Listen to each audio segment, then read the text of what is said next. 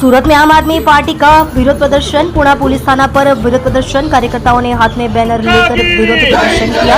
पुणे में अस्पताल के उद्घाटन समारोह में गए थे। आप पार्षदों को पुलिस ने हिरासत में ली। पेट में चोट लगने के बाद विपक्षी दल के नेता को इलाज के लिए भर्ती कराया गया। पुलिस द्वारा पिटाई का आरोप। सभी जिम्मेदारों पुलिस अधिकारियों और कर्मचारियों के खिलाफ कार्यवाही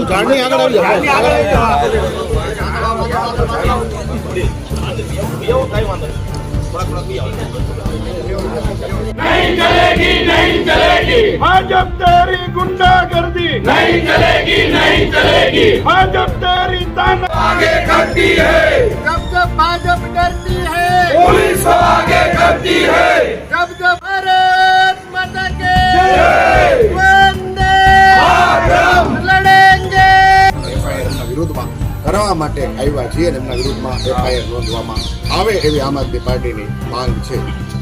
भारत माता के, भारत माता के।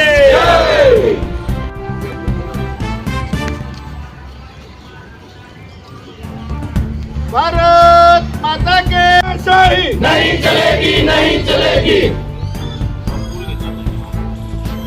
પાછળ ભાઈ